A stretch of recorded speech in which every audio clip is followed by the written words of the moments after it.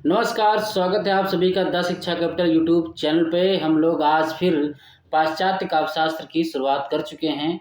आज हमारे जो दो राइटरों को हम पढ़ने वाले हैं पाश्चात्य काव्यशास्त्र में, प्लेटो और अरस्तू की संपूर्ण जानकारी। अभी तक इतने प्रश्न बन चुके हैं या बनने की संभावना है, इतना पढ़ लो। देखो, पाश्चात्य और एक चौथी यूनिट हम कहें तो उसमें विशेष नहीं पढ़ना होता है, ठीक है।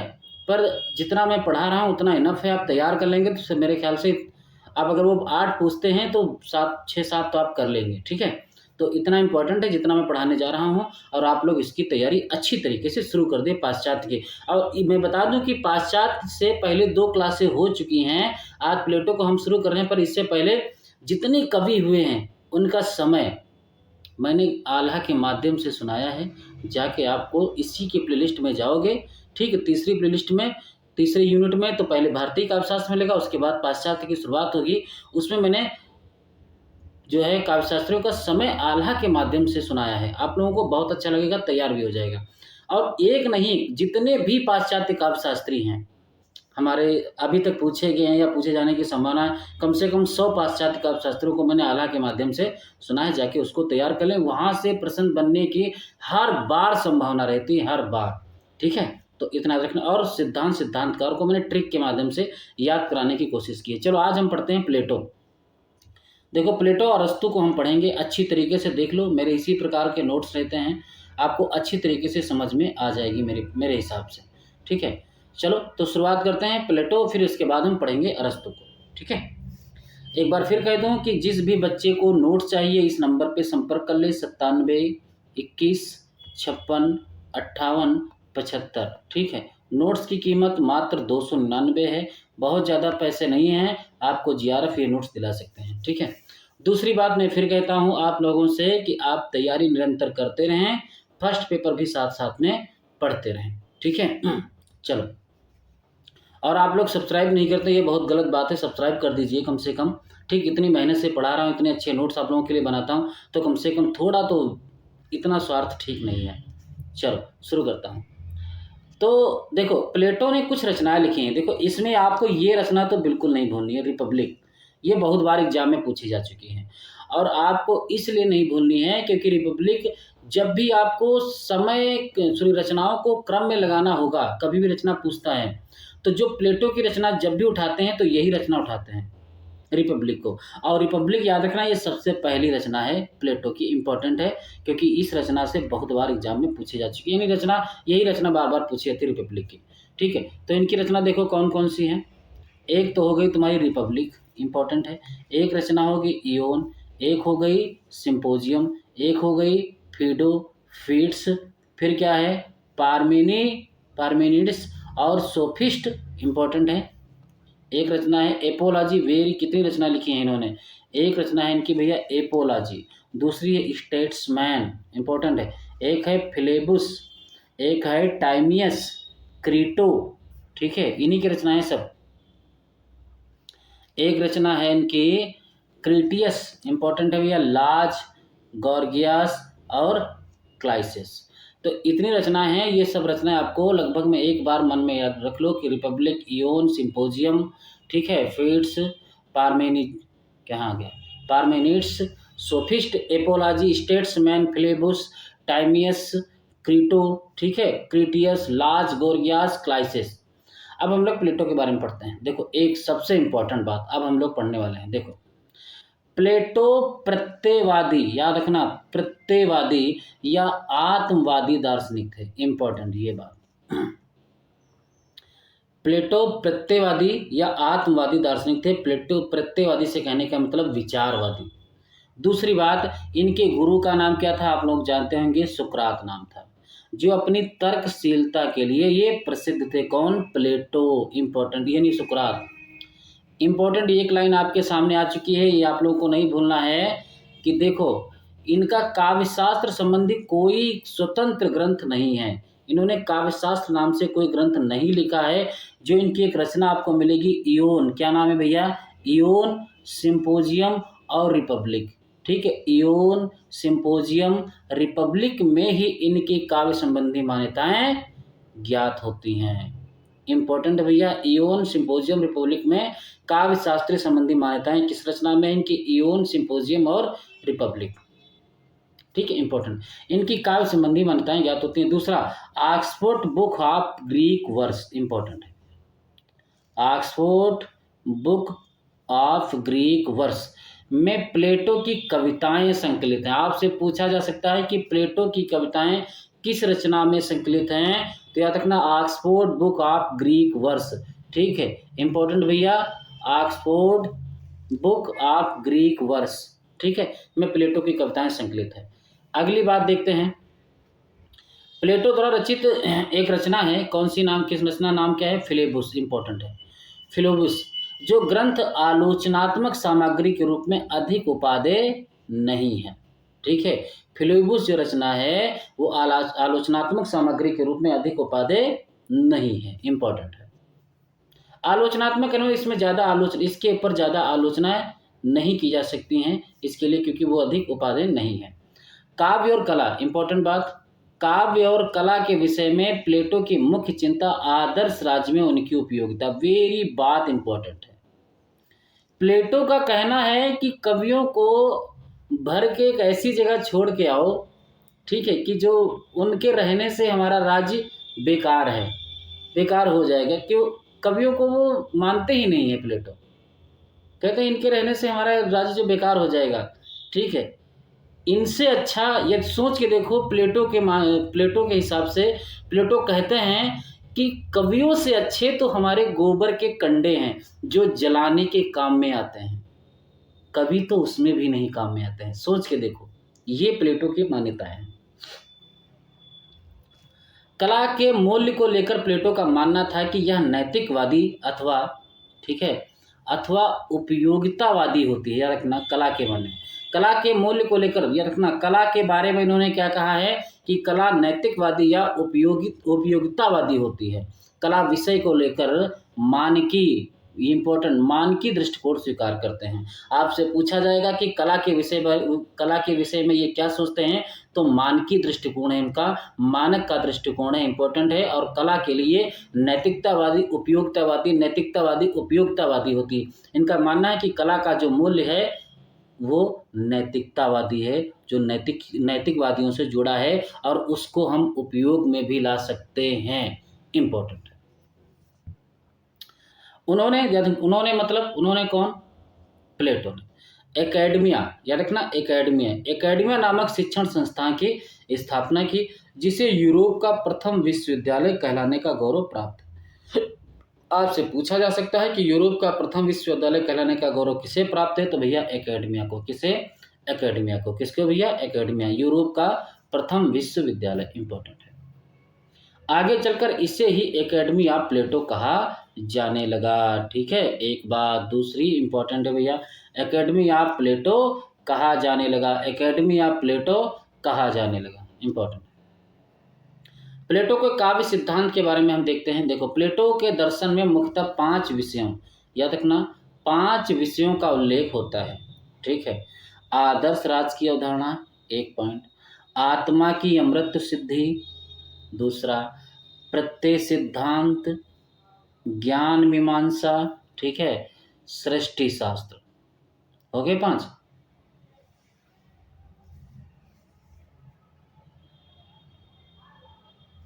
ठीक है, आपको इनकी ट्रिक याद में बता दूं कि आदर्श आत्मा के प्रति ज्ञान की सृष्टि होती है, आदर्श आत्मा के प्रति ज्ञान की सृष्टि होती है, आदर्श आत्मा के प्रति ज्ञान की सृष्टि होती है। अगर आप लोग ये क्रम याद रखना हो तो आदर्श राज की अवधारणा, आत्मा की अमृत सिद्धि, प्रत्यय सिद्धांत, ज्ञान मीमांसा, सृष्टि शास्त्र। यानी अब देखो, मैं इसको इन लाइनों को समझाता हूँ। क्या है?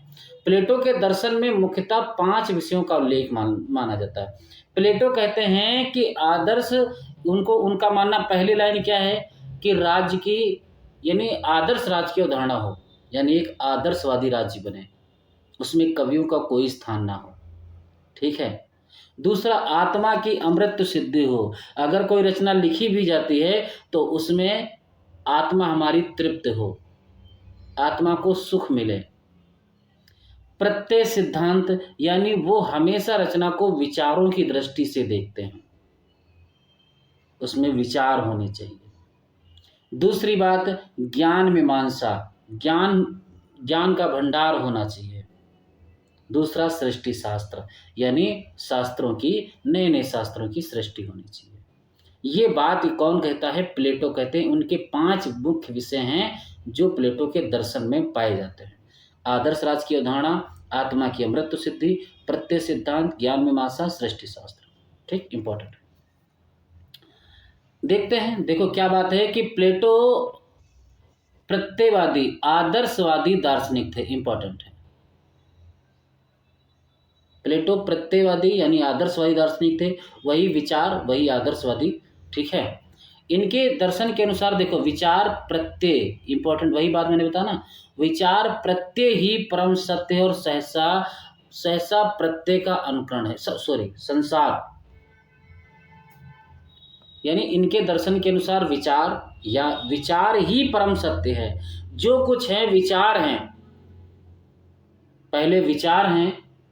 ठीक है, पहले विचार हैं, उसके बाद जो कि दुनिया संसार ये है, ये सब क्या है, उसका अनुकरण करता है।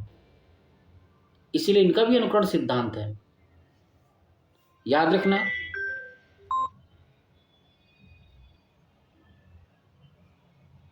ठीक है, कि इनके इस दर्शन के अनुसार विचार यानी प्रत्यय ही परम सत्य है और यह संसार प्रत्यय का अनुकरण है। कि जो कुछ मन में भैया विचार ही हैं, विचार को ये परम सत्य मानते हैं। संसार कहते हैं कि प्रत्यय यानी विचार का अनुकरण करता है, विचार का अनुकरण करता है। ठीक है, इंपॉर्टेंट है। देखो, एक बात ये कहते हैं कि कलाकार अनुकरण का इस संसार का, कलाकार अनुकरण का इस संसार का अनुकरण करता है, इसलिए उसकी कलाकृति सत्य से 3 गुना दूरी पर है। अब देखो, समझो, मैं बता देता हूं ये क्या कहना चाहते हैं कि कलाकार अनुकरण का यानी इस संसार का अनुकरण करता है, इसलिए इसकी कलाकृति सत्य से 3 गुना दूरी है। देखो, इनका मानना है कि सबसे पहले है, देखो, विचार। ठीक है, अब विचार का अनुकरण करता है कौन? संसार। ठीक है, और संसार का अनुकरण करते हैं, ठीक है, कलाकार। ठीक है, कलाकार। तो इसीलिए, क्योंकि ये सत्य से 1, 2 और ये तीसरे, ठीक, ये सत्य से 3 गुना दूरी पे है। ठीक है, तो कहने का अर्थ है कि ये कलाकार को मानते हैं कि ये अनुकरण का अनुकरण करते हैं। फोटोकॉपी की फोटोकॉपी, ऐसे समझो। आप लेके गए आधार कार्ड अपना फोटोकॉपी करवाने, आधार कार्ड मूल हो गया। ठीक है, एक फोटोकॉपी निकाला, 5 रुपये लिए आपसे, और उस फोटोकॉपी की जो फोटोकॉपी करवाते हैं वही कहते हैं कि कलाकार हैं। मूल से उनकी कोई मतलब ही नहीं रह गया, मूल आधार कार्ड से कोई मतलब ही नहीं है। उनका मानना है फोटोकॉपी की फोटोकॉपी करवा लो, यही दुनिया की सत्य है। ठीक है, इसीलिए धुंधला सा दिखाई देता है। तो याद रखना, कलाकार अनुकरण का यानी इस संसार का अनुकरण करता है, इसलिए उसकी कलाकृति। अब कलाकृति मतलब क्या? उनकी रचना। कलाकृति यानी कला की जो कृति है, जो रचना है, वो सत्य से 3 गुना दूरी पे है, सत्य से 3 गुना दूरी पे है। ये प्लेटो का कहना है। प्लेटो के प्रत्ययवादी दर्शन में देखो क्या है। प्रत्ययवादी दर्शन में प्रत्यय यानी परम सत्य, विचार परम सत्य है। प्रत्यय का आभास या प्रतिबंध वस्तु जगत है। वस्तु जगत के प्रतिबिंब यानी कला जगत है। वही देखो, परम सत्य, वस्तु जगत और कला जगत क्रमशः प्रथम, द्वितीय एवं तृतीय स्थान पर है। देखो, परम सत्य पहले नंबर पे, वस्तु जगत यानी संसार ये दूसरे पे, और कला जगत क्या है? तीसरे स्थान पे है। अर्थात किसी कलाकार की कलाकृति इस दृश्यमान जगत का अनुकरण होती है। जो संसार में दिख रहा है आपको, पेड़ पौधे, ये सब क्या है? वस्तु जगत है। इसका अनुकरण करते हैं कलाकार। कलाकार कहने का मतलब रचनाकार, रचनाकार कहने का मतलब कवि। और इनका मानना है कि सबसे पहले विचार है और विचारों का अनुकरण करते हैं संसार। ये पेड़ पौधे, और इनका अनुकरण कर रहे हैं कौन? कलाकार। तो इसीलिए सत्य से 3 गुना दूरी पे। ठीक है, इंपॉर्टेंट है। प्लेटो ने कला को ग्रहण योग्य वस्तु न मानने के पीछे 2 आधार बताए हैं। देखो कि प्लेटो ने कला को ग्रहण योग्य वस्तु, उन्होंने कहा कि कला को मत ग्रहण करो, उसके वस्तु ना मानने के पीछे 2 आधार बताएं। एक तो बताया दर्शन, दूसरा बताया प्रयोजन। दर्शन मतलब उसका दर्शन का है, विचार क्या है उसमें, सिद्धांत क्या है उसका, और प्रयोजन मतलब उसका लाभ क्या है, हम करें तो क्यों करें भाई कला को ग्रहण। ये बात प्लेटो कहना चाह रहे हैं। दूसरा, प्लेटो का मानना है कि परम सत्य से, देखो यही बात मैं बता रहा हूं आपसे, ठीक है, कि परम सत्य से 3 गुना दूरी होने के कारण कला मिथ्या या झूठ है। देखो वेरी इंपॉर्टेंट है ये लाइन भैया, वेरी वेरी इंपॉर्टेंट है कि प्लेटो का मानना है कि परम सत्य से 3 गुना दूरी होने के कारण कला जो है वो मिथ्या यानी झूठ है। क्या है? कला झूठ है, 3 गुना दूरी पे, इसीलिए वो झूठ है, बेकार है। प्लेटो के शब्दों में कही जाए तो कला सत्य से त्रिधा अपेत है। ठीक है, त्रिधा अपेत है, वही 3 गुना दूरी पे है। ठीक है, इंपॉर्टेंट। प्लेटो आयु की एकता के सिद्धांत को सभी कलाओं के लिए आवश्यक मानते हैं और काव्य का विरोध 4 रूपों में प्लेटो करते हैं। देखो काव्य का विरोध, एक बौद्धिक स्तर पर, दूसरा भाव के स्तर पर, तीसरा नैतिक स्तर पर, नीति क्या उसमें है, और चौथा शुद्ध उपयोगितावादी। एक बौद्धिक यानी विचार, बौद्धिकता के माध्यम से, एक उसमें भाव क्या है, दूसरा उसमें नैतिक मूल्य क्या है, और चौथा उसमें शुद्ध उपयोगी क्या है। ठीक है, इसीलिए इनका विरोध करते हैं कौन? प्लेटो। प्लेटो समूल्यों को महत्व देते हैं, सब मूल्यों को देते हैं। उनका मानना है कि विवेकहीन, याद रखना, विवेकहीन अपरिपक्व मन पर दुष्प्रभाव डालने वाले साहित्य का पूर्णतः निषेध होना चाहिए। देखो ये बात, चाहे वह सत्य ही क्यों ना हो, यह कथन वेरी इंपॉर्टेंट है कि विवेकहीन अपरिपक्व, जिसमें विवेकहीनता हो, जो अपरिपक्व हो, जो परिपक्व ही नहीं हो, मन पर दुष्प्रभाव, बेकार प्रभाव डाल रहे हों, खराब प्रभाव डाल रहे हों, वाले साहित्य को पूर्णतः निषेध होना चाहिए। इनका मानना है कि चंद्रकांता जो उपन्यास है इनके समझ से बेकार है। क्यों? क्योंकि उसमें यौन संबंधी बातें, जादूगरी बातें दिखाई गई थी। उसको पढ़ने के लिए ना जाने कितने लोगों ने हिंदी सीखी थी। वो दुष्प्रभाव डाल रहे हैं, यही बात वो कहना चाहते हैं प्लेटो। ठीक है, चाहे वह सत्य ही क्यों ना हो। प्लेटो कविता को इस रूप में स्वीकारते हैं कि वह जीवन के शुभ का यानी अनुकरण करे। प्लेटो ने काव्य का निषेध अनुकरण के साथ साथ अनैतिक होने के कारण भी किया है।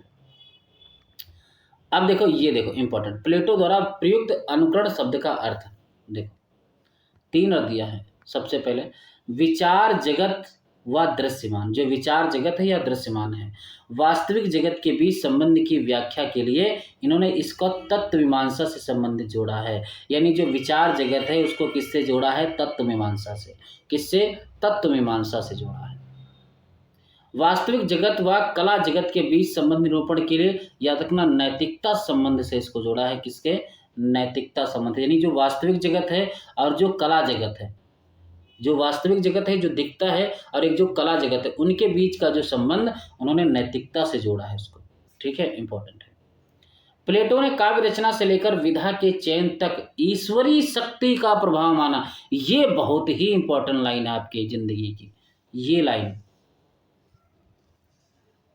ठीक है, ईश्वरीय शक्ति का प्रभाव माना है।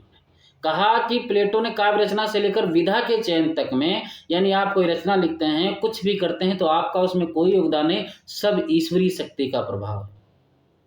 प्लेटो का मानना है कि कवि या रचनाकार एक माध्यम मात्र है, काव्य का वास्तविक रचयिता ईश्वर होता। बहुत अच्छी बात है, बहुत सही बात है भी, कह सकते हैं भी इसमें है। ठीक है, ये माध्यम है। अब तुलसीदास रचना लिखते हैं तो उनसे कौन लिखवाता है? शंकर जी लिखवाते हैं, हनुमान जी लिखवाते हैं, भगवान लिखवाते हैं, वो तो एक माध्यम हो गए। ये बात कहीं ना कहीं सही है।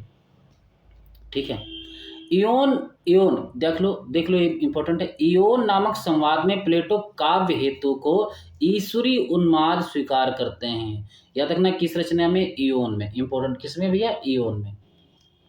हेतु मतलब कारण। प्लेटो काव्य सृजन की, देखो वही बात फिर से आ गई कि प्लेटो काव्य सृजन की प्रेरणा दैवी शक्तियों को मानते हैं। रखना काव्य सृजन की प्रेरणा है वो किससे मानते हैं?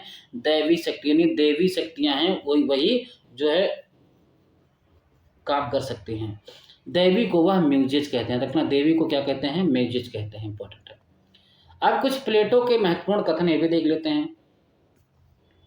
कथन तो भैया बहुत इंपॉर्टेंट नहीं, आप लोगों को पता होना चाहिए, कथरी पूछे जाते हैं कि चूंकि कला नकल की नकल है, छाया की छाया है, फोटोकॉपी की फोटोकॉपी है, अतः मिथ्या है। अयथार्थ मतलब दृश्य रूप, जो दिखता हो, जो सामने हो, वो नहीं है। अवास्तविक है, यानी वास्तविक ही नहीं है।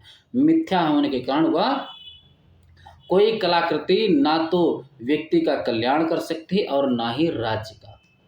ये कहना चाहते हैं कि कोई भी रचना हो, ना तो वो व्यक्ति का कल्याण कर सकती है, ना तो ही इस राज्य का कल्याण करती है, तो हम इसको क्यों अपनाएं? ये प्लेटो कहना चाह रहे हैं। दूसरी बात, कविता रचना के नियमों का नहीं बल्कि ईश्वरीय प्रेरणा का अनुवर्तन करती है। कविता रचना के नियमों का नहीं बल्कि ईश्वरीय प्रेरणा का अनुवर्तन करती है। नियम कुछ नहीं होंगे, बस ईश्वरीय उन्माद होंगे उसमें।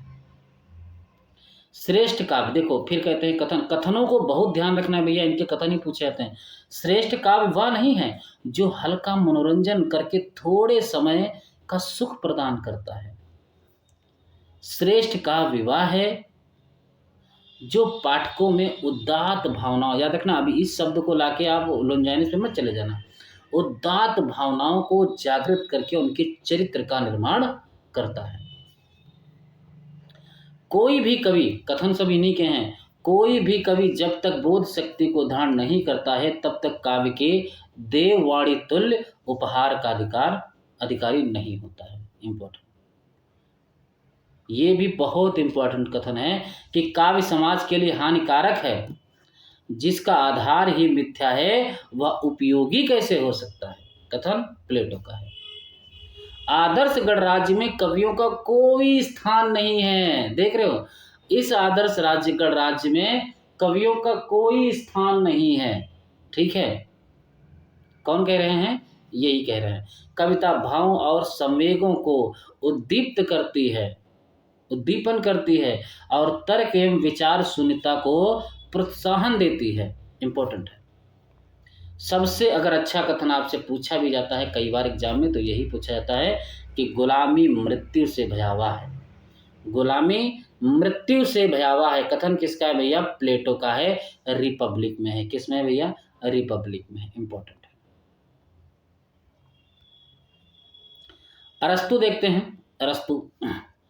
अरस्तु का समय 384 ईसा पूर्व से 322 ईसा पूर्व तक रहा है। इनकी रचना देखो, पेरिपोइटिकेस यानी आन पोएटिक्स, एक रिटोरिक, एक पॉलिटिक्स। भैया रिपब्लिक उनकी है, पॉलिटिक्स इनकी है। रिपब्लिक प्लेटो की है और पॉलिटिक्स अरस्तु की है। और एक इनकी रचना है पेरिपोइटिकेस आन पोएटिक्स, एक रचना है रिटोरिक। याद रखना अरस्तु की रचना है पेरिपोइटिकेस रिटोरिक पॉलिटिक्स। ठीक है, अब देखो इंपॉर्टेंट, अरस्तु का वास्तविक नाम क्या था भैया? अरिस्टोटेलिस। याद रखना, इंपॉर्टेंट है। अरिस्टोटेलिस, याद रखना, अरिस्टोटेलिस नाम था इनका, वास्तविक नाम अरिस्टोटेलिस नाम था। इनका संबंध कहाँ से था भैया? यूनान से था। कहाँ से था? यूनान से था।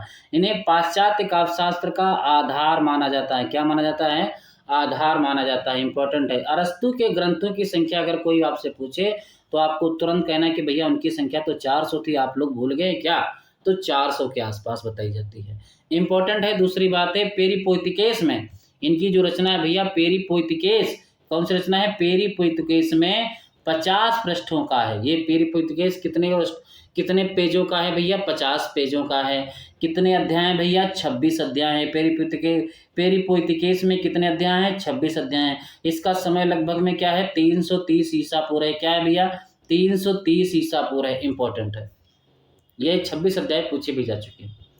26 अध्याय में निहित विषय इस प्रकार हैं, कुछ देखते हैं। देखो, इनका जो पहला अध्याय है 1 से 5, 1 से 5 में क्या है, 1 से 5 अध्याय में क्या है, देखो भैया, त्रासदी है, महाकाव्य और प्रहसन, माध्यम और विवेचन, विषय और पद्धति के भेद है। यानी सब कुल मिला के इसमें त्रासदी, महाकाव्य और प्रहसन के विवेचन, विषय और पद्धति का इसमें भेद किया गया 1 से 5, 1 से 5 में, 1 से 5 अध्याय में। ठीक है। 6 से 19 में क्या है भैया, 6 से 19 के अध्याय में क्या है, त्रासदी का विस्तार पूर्ण वर्णन है। याद रखना, उसमें सिर्फ दिखाया गया, इसमें विस्तार पूर्ण वर्णन दिखाया गया, किसमें, 6 से 19 में। 20 में क्या है भैया, ये भी देख लेते हैं। 20वें अध्याय में क्या है, पद आदि का व्याकरण रूप है। पद आदि का यानी पदों का व्याकरणिक रूप है इसमें। 21 से 22 में क्या है, लक्षणा एवं पदावली विवेचन है। लक्षणा एवं पदावली का विवेचन है। लक्षणा एवं पदावली का विवेचन है, इंपॉर्टेंट है। लक्षणा एवं पदावली का विवेचन है 21 से 22 में। 23 से 24 में क्या है भैया, महाकाव्य का निरूपण है, इंपॉर्टेंट है। क्या है भैया, महाकाव्य का निरूपण है 23 से 24 में। और 25 में क्या है भैया, विद्वानों द्वारा काव्य के विरोधों पर अरस्तू का मत है, अरस्तू का मत है। ठीक है। 26 में क्या है भैया, 26 में क्या है कि त्रासदी और महाकाव्य की तुलना है। 26वें अध्याय में क्या है भैया, त्रासदी और महाकाव्य की तुलना है। अरस्तु की जो रचना है पेरिपोइथिकेस, इंपॉर्टेंट है। देखो, अरस्तु की जो रचना है भैया पेरिपोइथिकेस, कौन सी रचना है, पेरिपोइथिकेस। काव्य शास्त्र में अध्याय 12 और 20, याद रखना, 12 और 20 को बाद में जोड़ा गया। अरस्तु की जो रचना है पेरिपोइथिकेस, याद रखना, उसमें 12 और 20 जो अध्याय हैं उनको बाद में जोड़ा गया है। कब जोड़ा गया है, बाद में जोड़ा गया है। अरस्तु की रचना पेरिपोइथिकेस को 2 आधारों में बांटा जा सकता है। देखो, कौन कौन से आधार हैं। एक तो है भैया यूनान के काव्य स्वरूप की स्पष्टता एवं वस्तु जगत विश्लेषण, एक पहला अध्याय। यूनान के काव्य स्वरूप की स्पष्टता एवं वस्तु जगत की विशेषण, दृश्य जगत की विशेषण। और प्लेटो के आक्षेपों का विरोध अथवा निवारण, क्योंकि आपको पता होना चाहिए कि प्लेटो और अरस्तू के जो मत थे भिन्न हैं, एक समान नहीं है। ठीक है। यूनानी भाषा में लिखी, इंपॉर्टेंट भैया रचना इनकी, यूनानी भाषा में लिखी पेरिपोइथिकेस का अंग्रेजी अनुवाद, याद रखना, अंग्रेजी अनुवाद टी वेंस्टली ने आन पोएटिक्स नाम से किया था। कब किया था, 1780 में किया था। कब किया था, 1780 में। पेरिपोइथिकेस का अंग्रेजी अनुवाद किसने किया, टी वेंस्टली। ठीक है। टी वेंस्टली ने आन पोएटिक्स नाम से, किस नाम से भैया, आन पोएटिक्स नाम से, किस नाम से, आन पोएटिक्स नाम से। और कब की थी, 1780 ईस्वी में। कब की थी भैया, 1780 में अनुवाद किया था, इंपॉर्टेंट है। पेरिपोइथिकेस में आए महत्वपूर्ण यूनानी शब्द हैं। देखो, इसमें आपको एक शब्द मिलेगा कथारसिस, जिसका अर्थ है हिंदी में विरेचन।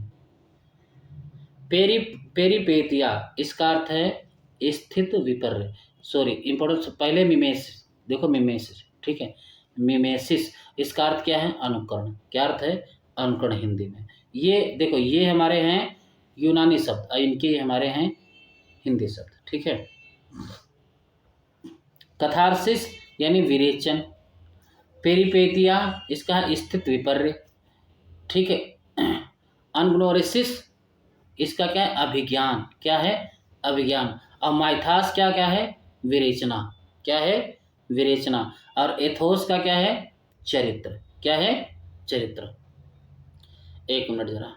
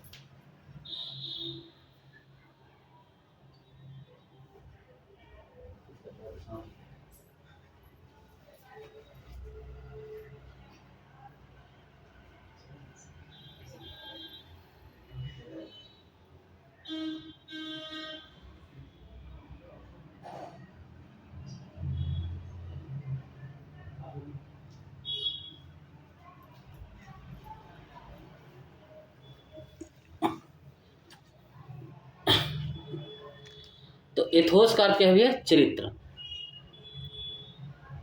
देखो इन शब्दों को आपको ध्यान में रखना है, ठीक है, कि भाई मिमेसिस शब्द है, इसका अर्थ क्या है हिंदी में? अनुकरण, यानी वही किसी चीज़ का अनुकरण करना।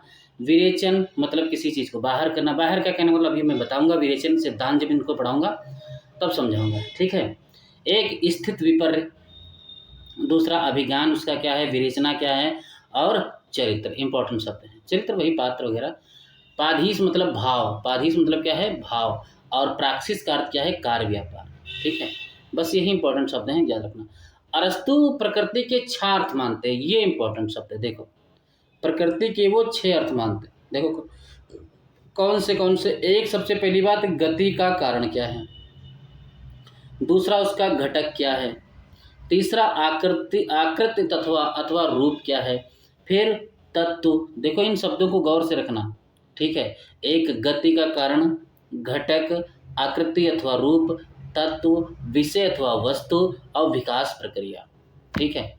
गति यानी गति का कारण क्या है, घटक क्या है उसके, ठीक है, आकृति अथवा रूप क्या है, तत्व क्या है, विषय अथवा वस्तु क्या है उसकी, और विकास प्रक्रिया। ये अरस्तु प्रकृति के 6 अर्थ मानते हैं। गति, घटक, आकृति, तत्व, विषय, विकास। गति, घटक, ठीक है, गा के बाद घाता याद रखना। आ, तत्व, विषय, विकास, ठीक है, इंपॉर्टेंट शब्द हैं, याद रखना।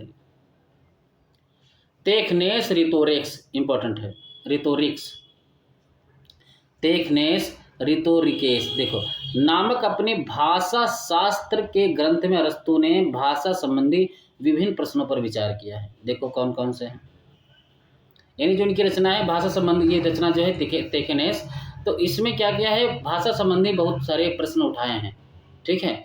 दूसरी बात, एक रचना आपको याद रखना है, ये अरस्तु की कृति है, कौन? वसीयतनामा। रचना का नाम क्या है? वसीयतनामा। इसमें दास प्रथा से मुक्ति की घोषणा की गई है, ये इंपॉर्टेंट है, ठीक है। वसीयतनामा ये पूछा जाता है कई बार कि किस रचना में दास प्रथा की मुक्ति की घोषणा की बात की गई है, तो वो उनकी रचना है वसीयतनामा। कौन सी रचना है? वसीयतनामा, इन्हीं की रचना है अरस्तु की। पहली बार कला और ललित कला के भेद को स्पष्ट करने का श्रेय अरस्तु को ही जाता है। ये बहुत इंपॉर्टेंट बात है। देखो कला और ललित कला के भेद को स्पष्ट करने का श्रेय अरस्तु को ही जाता है, ठीक है। दूसरी बात, इन्होंने ललित कला को एक स्वायत्त कला के रूप में घोषित किया है, किसने? अरस्तु ने। अब देखो अरस्तु के सिद्धांत की बात हम करेंगे आराम से, कि विचार को जरूरी माना। सबसे पहली बात, विचार को जरूरी माना, बिल्कुल सही बात, यही बात प्लेटो भी मानते हैं। सॉरी माइक लगाया ही नहीं थे भाई, चलो एक बार फिर से समझा देता हूँ। आवाज़ आ रही होगी, तब भी दूरी पे था, ठीक है। तो यहाँ पे थे, देखो अरस्तु प्रकृति के 6 अर्थ मानते हैं। कौन कौन से? एक तो गति का कारण, दूसरा एक घटक, तीसरा कौन था? आकृति अथवा रूप, और तत्व, विषय अथवा वस्तु। दूसरा क्या है? विकास प्रक्रिया। तो गति का कारण क्या है, उसके घटक क्या हैं? आकृति अथवा रूप, तत्व, विषय अथवा वस्तु, विकास प्रक्रिया। ये अरस्तु प्रकृति के 6 अर्थ मानते हैं। याद रखना, प्रकृति के 6 अर्थ कितने किए हैं? एक गति, घटक, आकृति, तत्व, विषय और विकास, ठीक, इंपॉर्टेंट है। तेखनेस, याद रखना, तेखनेस रिटोरिकेस, ठीक है, नामक अपने भाषा शास्त्र, याद रखना, ये भाषा शास्त्र के ग्रंथ में अरस्तु ने भाषा संबंधी विभिन्न प्रश्नों पर विचार किया है, जो इनकी रचना है तेखनेस रिटोरिक्स, ठीक है, इंपॉर्टेंट है। एक रचना आपकी बता दूं, अरस्तु की कृति है वसीयतनामा। रचना का नाम क्या है? वसीयतनामा। इन्होंने इस रचना में दास प्रथा से मुक्ति की घोषणा की बात जो है उठाई है, याद रखना, वसीयतनामा में, ठीक है, इंपॉर्टेंट है। पहली बार कला और ललित कला के भेद को स्पष्ट करने का श्रेय अरस्तु को जाता है। याद रखना, आपसे पूछा जा सकता है कला और ललित कला के भेद का जो है स्पष्ट किसने स्पष्ट किया है, तो अरस्तु ने किया, ठीक है।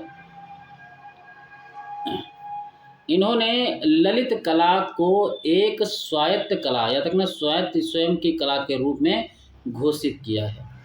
अब हम लोग पढ़ेंगे अरस्तु के सिद्धांत। ये देखो इंपॉर्टेंट है, आपसे मैं अब यहीं से आप इनके और प्लेटो के मतों को थोड़ा अंतर में समझना। कि अरस्तु ने भी विचार को जरूरी माना, जो कि प्लेटो भी विचार को जरूरी मानते हैं। आपको पता होना चाहिए, अभी मैं पढ़ा के आया हूँ ऊपर कि प्लेटो कहते हैं प्लेटो अपने आप को प्रत्ययवादी सिद्धांत मानते हैं, यानी वो भी विचार को जरूरी मानते हैं। कहते हैं कि पहले विचार हैं और उनका अनुकरण करता है संसार, और संसार का अनुकरण करता है कौन? कवि, यानी कलाकार। इसीलिए वो सत्य से 3 गुना दूरी पे हैं। अब यही बात देखो, ये किस प्रकार से अपने सिद्धांत में समझाएंगे कि ये भी कहते हैं ठीक है भैया कि तुमने विचार को माना जरूरी, मैं भी विचार को जरूरी मानता हूँ। उपयोगिता से विचार उत्पन्न होता है और फिर उसकी निर्मित होती है। उन्होंने कहा डायरेक्ट विचार की बात की, उन्होंने कहा विचार भी तो होते हैं पर उनका उन विचारों का एक उपयोग होता है, ठीक है। अब फिर जब उनका उपयोग होता है फिर उनका एक निर्माण होता है, निर्मित करते हैं, निर्मित होती है। अरस्तु ने दर्शन, इतिहास, राजनीति, याद रखना, दर्शन, इतिहास, राजनीति आदि की तरह कला और संगीत, याद रखना, कला और संगीत के महत्व व उपयोगिता को स्वीकार किया है, ठीक है। अरस्तु ने काव्य वस्तु के साथ साथ काव्य को रूप पक्ष तथा शिल्प पक्ष, ठीक है, देखो रूप पक्ष और शिल्प पक्ष पर भी विचार किया है। उसके रूप पर तो विचार किया गया है, उसके शिल्प यानी उसकी कलाकृति जो उसमें अपने आप में कोई दिखाए तो उसको उस पर भी विचार किया है, शिल्प पक्ष पर भी, जैसे उसका अलंकार क्या है, उसका भाषा क्या है, उसमें क्या क्या है, तो वो शिल्प पक्ष में आता है।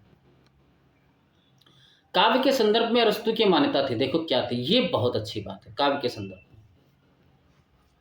कि काव्य के सामान्य शीर्षक के अंतर्गत केवल काव्य पर ही नहीं बल्कि काव्य के विविध भेदों, उनके विशिष्ट प्रयोजनों, कथानक की संरचना, उसके घटक खंडों की संख्या, प्रकृति या इनसे संबंधित अन्य विषयों पर भी विचार करना चाहता हूँ। ये अरस्तु खुद कहते हैं कि केवल काव्य पर ही नहीं बल्कि काव्य के विविध भेद क्या होंगे, उनसे प्रयोजन क्या होगा, यानी उनसे लाभ क्या होगा, उस कथानक की संरचना, उसका ढांचा क्या होगा, उसके घटक खंडों की संख्या क्या होगी, यानी खंड जो उसमें होंगे उनकी संख्या कितनी होनी चाहिए, प्रकृति या इनसे संबंध अन्य विषयों पर भी विचार करना चाहता हूँ, अरस्तु खुद कह रहे हैं अपने लिए। अरस्तु काव्य के लिए छंद को अनिवार्य नहीं मानते, ये बहुत अच्छी बात है, आपसे बताता हूँ क्यों। अभी आगे चल के ये उदाहरण भी दे रहे हैं। इनका मानना है कि छंद, किसी भी काव्य के लिए छंद अनिवार्य नहीं है। जैसे इसे व्याख्यायित करने के लिए वह होमर और एपेदोक्लीस, याद रखना, ये दो एक रचनाकार हुए हैं, इनका उदाहरण देते हैं। कहते हैं कि अगर वह कहते हैं कि यदि काव्यत्व का निर्धारक छंद, यानी कोई काव्य रचना अगर छंद में ही की जा सकती होती तो होमर और एपेदोक्लेस दोनों कवि कहलाते, क्योंकि दोनों की रचनाएं छंदोबद्ध हैं, यानी छंदों से बंधी हुई हैं, मगर वो कवि नहीं हैं, वो आलोचक हैं, ठीक है, इम्पोर्टेंट है। तो वही ये कह रहे हैं कि छंद में जरूरी नहीं है कि छंदोबद्ध रचना ही होनी चाहिए। जैसे हम कहें तो आप पढ़ोगे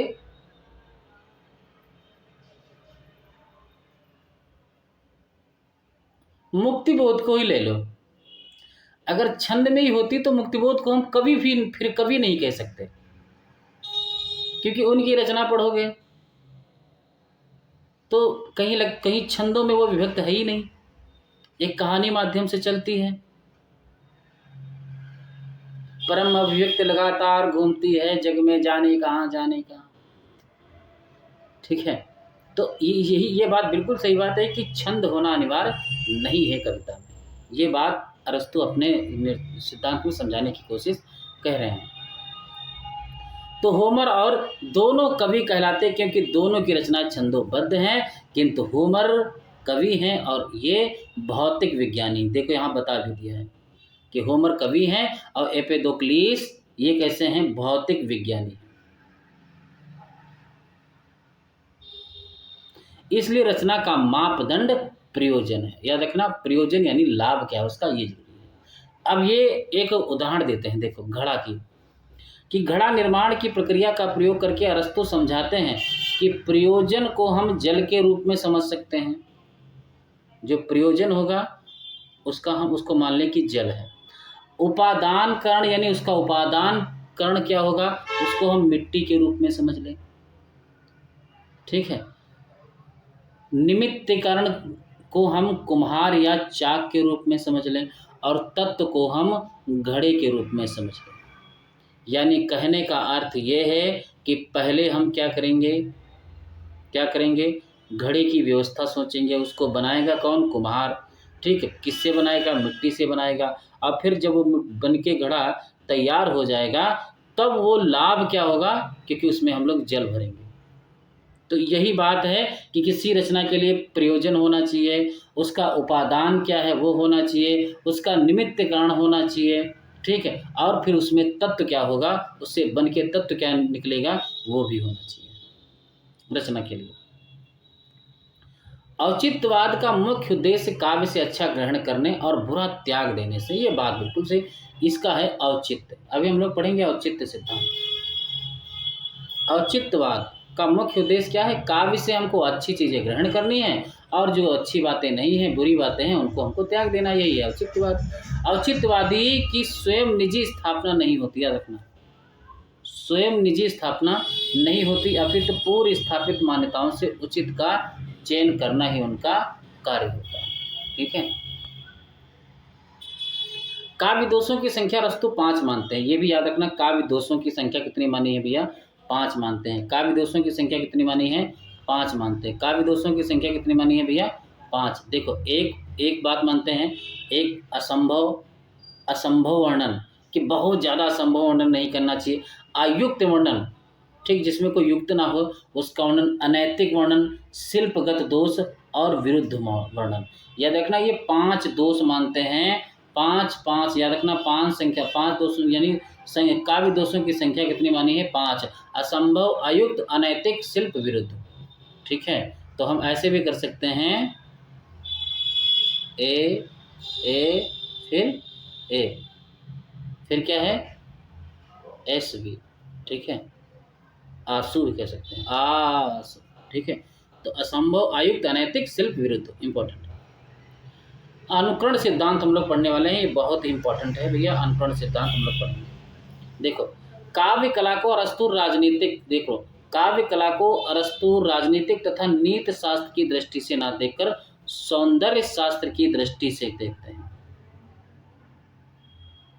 काव्य कला को, इनका मानना है कि राजनीतिक दृष्टि से हमको काव्य कला को नहीं देखना चाहिए, उसमें सौंदर्य शास्त्र की दृष्टि से उसको देखना चाहिए।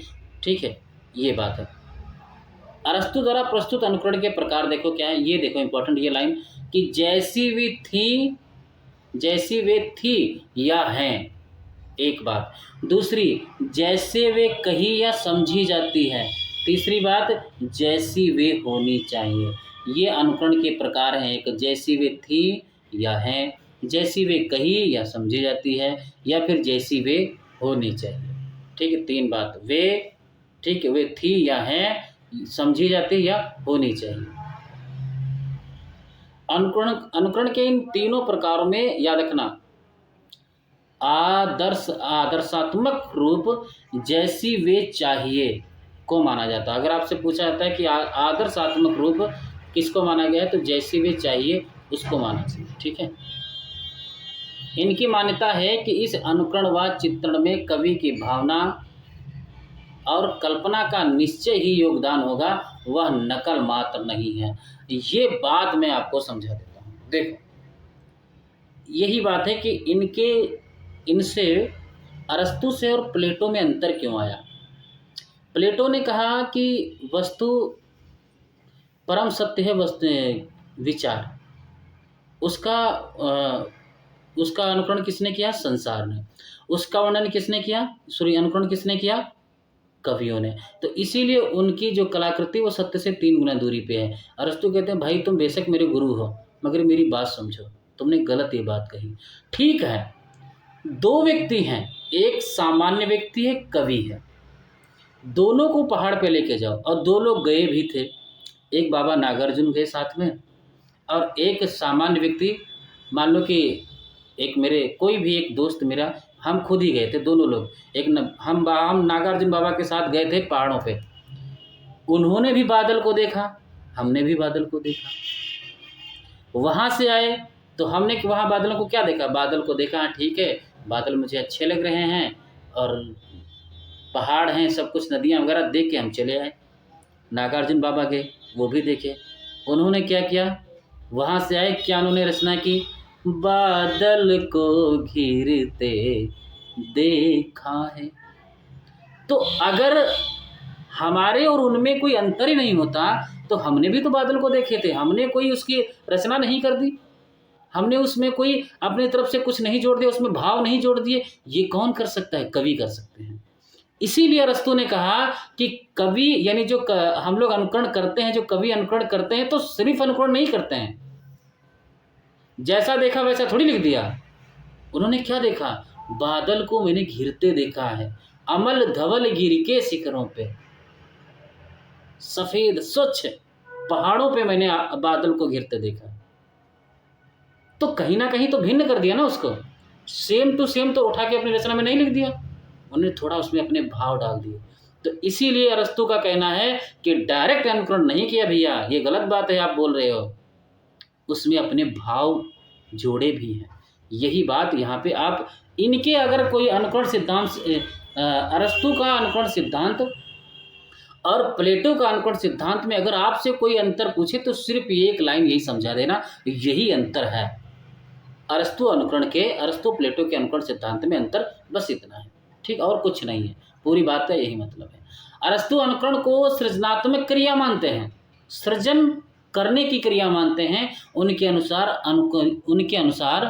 अनुकरण की प्रक्रिया में कला द्वारा प्रकृति के अनेक दोष अपूर्णताएं पूरी की जाती हैं।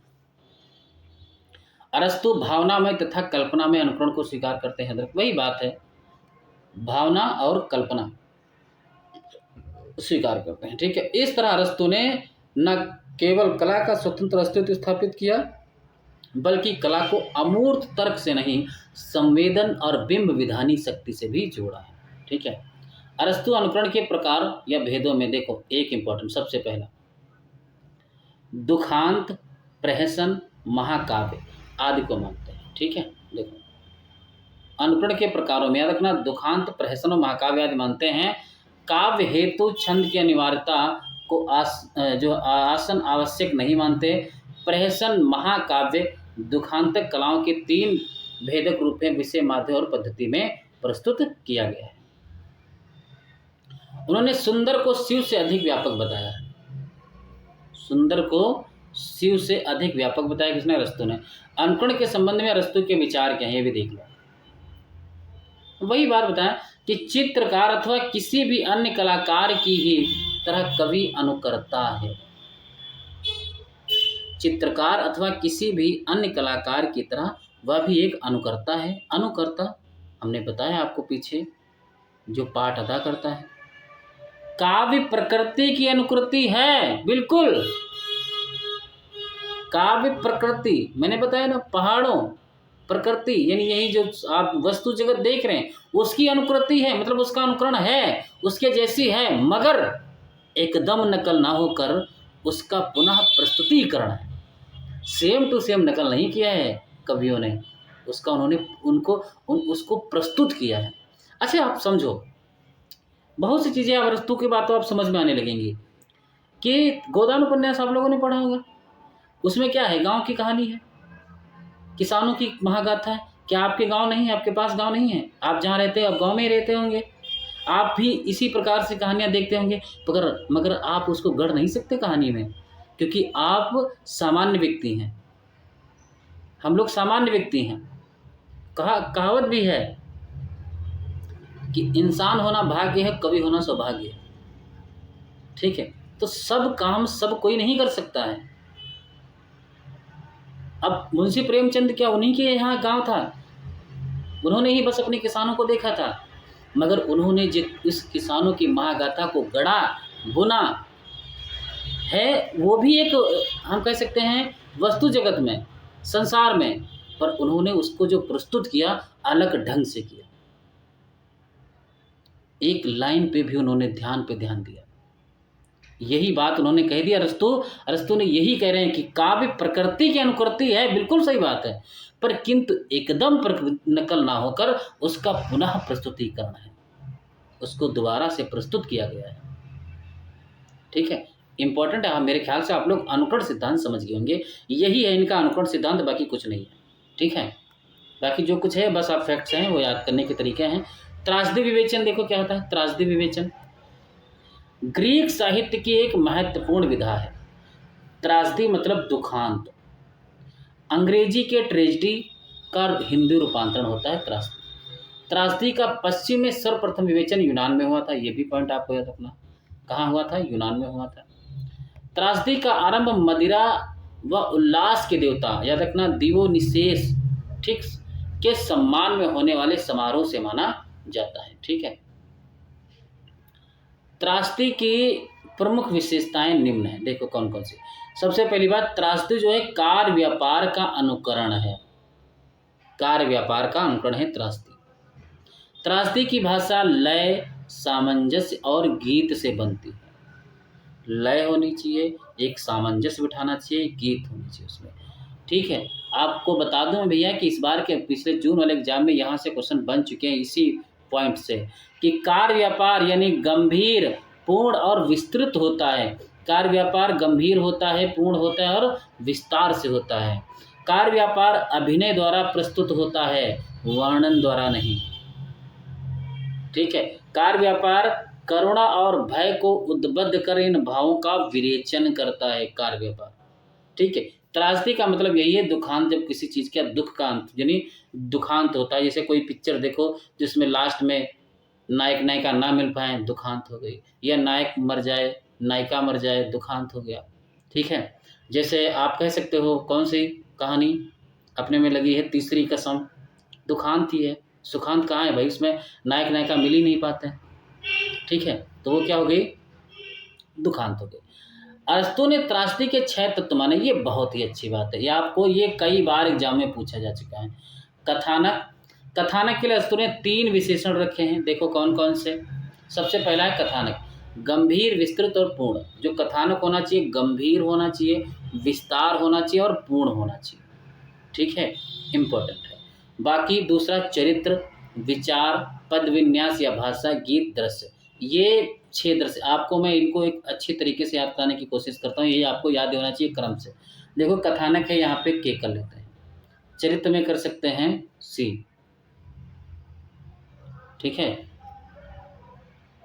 फिलहाल तो हम इसको सी की जगह पे सा करेंगे, इतना याद रखना।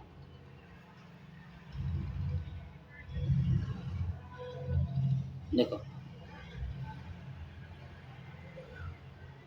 एक छोटे शब्द में निकालूंगा मैं इसको, मैं एक ही ट्रिक बताऊंगा, का, ठीक, चा की जगह सा रखो।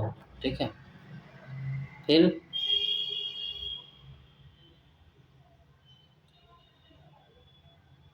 नहीं ऐसे ना करो, अच्छा अंग्रेजी मेरे को ज़्यादा चलेगा।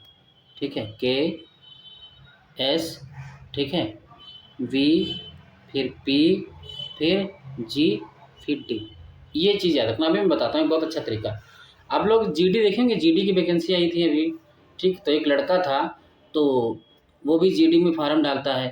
ठीक, पर क्या करता है, फार्म तो डाल देता है, पढ़ता लिखता है नहीं है, वीआईपी बना घूमता रहता है। तो हमने एक बार मैंने उससे कहा कि ये बताओ कि कैसे वीआईपी तुम जीडी निकालोगे, कैसे वीआईपी जीडी निकालोगे, बनी तो तुम वीआईपी घूमते हो, कैसे वीआईपी जीडी निकालोगे? तो कैसे रखना कथानक, सा से रखना चरित्र, वी से मतलब विचार, पी से मतलब पद विन्यास या भाषा, ये क्रम लगाने के लिए भी आता है, जी से मतलब गीत और डी से मतलब दृश्य। तो कैसे वीआईपी जीडी निकालोगे? ठीक है, इंपॉर्टेंट है। अब यहाँ से बता दूं मैं, फिर वही बात है, कथानक मतलब जो कि एक कहानी का एक कथानक होता है। ठीक है, गंभीर होना चाहिए, विस्तृत और पूर्ण होना चाहिए। जैसे उपन्यास हम लोग पढ़ते हैं तो उसका एक कथानक होता है, एक मानक होता है। ठीक है, दूसरा उसमें चरित्र यानी पात्र कैसे होने चाहिए, उसमें विचार क्या होना चाहिए, उसकी भाषा कैसी होनी चाहिए, उसमें गीत होने चाहिए, उसका दृश्यों में वो विभक्त हो, यही है त्रासदी की बात कहा गया। अरस्तु द्वारा प्रस्तुत कथानकों के प्रकार देखो कैसे होने चाहिए। कथानक के जो प्रकार होने चाहिए वो 3 प्रकार से होने चाहिए, ऐतिहासिक, काल्पनिक और अनुश्रुतिक। इम्पोर्टेंट है। त्रासदी के संबंध में अरस्तू के विचार। देखो यहाँ से आपसे क्वेश्चन पूछे जा चुके हैं भैया। त्रासदी किसी गंभीर, स्वतःपूर्ण तथा निश्चित आयाम से युक्त कार्य व्यापार की अनुकृति का नाम है। इम्पोर्टेंट है, आपसे पूछा जा चुका है कई बार। मैंने कहा कई बार पूछा जा चुका है। इम्पोर्टेंट है कि त्रासदी किसी गंभीर, स्वतःपूर्ण तथा निश्चित आयाम से युक्त कार्य व्यापार की अनुकृति का नाम है त्रासदी। ठीक है, गंभीर स्वतःपूर्ण ये पूछा जा चुका है। ठीक है, जिस भाषा में विभिन्न कलात्मक तरीकों से अलंकृत किया जाता है तथा जिसके पृथक पृथक हिस्सों में उस निश्चित कार्य व्यापार के विविध प्रकार पाए जाते हैं। दूसरी बात, जिसका रूप गुणात्मक न होकर कार्यात्मक होता है, जिसमें यह देखना, ये लाइन पूछी जा चुकी, करुणा तथा त्रास के उद्रेक द्वारा इन मनोविकारों का विरेचन किया जाता है। ठीक है, यहाँ पर एक बात मैं फिर बता दूं कि विरेचन का अर्थ क्या है। ठीक है, अभी आगे आएगा विरोचन, तब बताता हूँ। ठीक है, गार्जियस की भाषा में त्रासदी देखो क्या है। गार्जियस एक लेखक हुए हैं। काव्य श्रोताओं को कपा देने वाला, भय, अश्रुपूर्व, करुणा, दूसरों के दुख में सहानुभूति उत्पन्न करता है। कौन? वही त्रासदी है। शब्द सशक्त शासक है जो भय का दूर कर सकता है, आनंद प्रदान कर सकता है और आत्मविश्वास से मंडित कर सकता है। अब हम लोग पढ़ने वाले हैं विरेचन सिद्धांत। देखो इंपॉर्टेंट है, साहित्य में सर्वप्रथम विरेचन शब्द का प्रयोग करने का श्रेय किसको जाता है? अरस्तू को जाता है। इनके पिताजी जो थे वो सिकंदर के वहाँ जो एक वैद्य थे मेरे ख्याल से, हाँ सिकंदर के यहाँ, तो वो जो औषधि बनाते थे, ठीक है, उसी के संदर्भ में ये छोटे होते हैं तो उनको देखते हैं, तो उसमें से औषधि, यानी औषधि जब पेट में जाती थी तो खराब चीज़ों को, मतलब जो जिससे तबीयत खराब होती थी उसको बाहर कर देती थी। तो ये वहाँ से उसको साहित्य में जोड़ दिए, उसका विरेचन, मतलब खराब, यानी अशुद्ध शब्द हैं, अशुद्ध चीज़ें, उनको खराब करके उसको बाहर लाना और अच्छी चीज़ों को उसमें रहने देना, यही विरेचन एक भाषा में कहें तो यही है। ठीक है, विरेचन यूनानी शब्द याद रखना, कथारसिस, इंपॉर्टेंट है। कथारसिस का हिंदी रूपांतरण है। इसका संबंध अरस्तू ने ट्रेजेडी से भी माना है। प्लेटो ने याद रखना भावनाओं और वासनाओं को बढ़ावा देने के कारण काव्य को माना, जिसका खंडन अरस्तू के विरेचन सिद्धांत ने किया था। ठीक है, विरेचन और कथारसिस चिकित्सा शास्त्र के परिभाषिक शब्द है। यही बात मैंने बताया ना, चिकित्सा शास्त्र, विरेचन और कथारसिस ये चिकित्सा शास्त्र के परिभाषिक शब्द हैं। अरस्तू द्वारा की गई कथारसिस की कोई व्याख्या उपलब्ध नहीं है, याद रखना। यहाँ तक कि पूरे काव्यशास्त्र में अरस्तू ने एक बार ही कथारसिस शब्द का प्रयोग किया, ये भी याद रखना। कथारसिस शब्द का प्रयोग दुखांत के प्रभाव के प्रसंग में आता है। काव्यशास्त्र में प्रयुक्त विरेचन शब्द का अर्थ देखो क्या है। हाँ, मिल गया, देखो, मानसिक या भावात्मक कलात्मक, मानसिक या भावात्मक या फिर कलात्मक। ठीक है, अरस्तू के अनुसार, देखो वही बात है, अरस्तू के अनुसार भावों का दमन हानिकारक व अहितकर है, उसका संतुलन जीवन के लिए अनिवार्य है। अरस्तू ने करुणा और भय को परस्पर जुड़ा माना, याद रखना, करुणा और भय को परस्पर जुड़ा हुआ माना है। विरेचन भावनात्मक विश्रांति के साथ साथ भावनात्मक परिष्कार भी करता है। ठीक है, विरेचन साथ साथ भावनात्मक परिष्कार भी करता है। दूसरी बात, दुखांत देखने के बाद व्यक्ति को उसके क्लेश कर भावों से मुक्ति मिल जाती है, चाहे वह मुक्ति अल्पकालिक ही क्यों ना हो, चाहे वह मुक्ति अल्पकालिक ही क्यों ना हो। अरस्तू के विवेचन सिद्धांत की तुलना अभिनव गुप्त की, याद रखना, ये भी इंपॉर्टेंट है, पूछा जा चुका है। अरस्तू के विवेचन सिद्धांत की तुलना किससे हुई? अभिनव गुप्त के अभिव्यक्तिवाद से। किससे हुई है? अभिनव गुप्त के अभिव्यक्तिवाद से हुई है। किससे हुई है? अभिनव गुप्त के अभिव्यक्तिवाद से की जा सकती है। ठीक है, इंपॉर्टेंट है। चलो,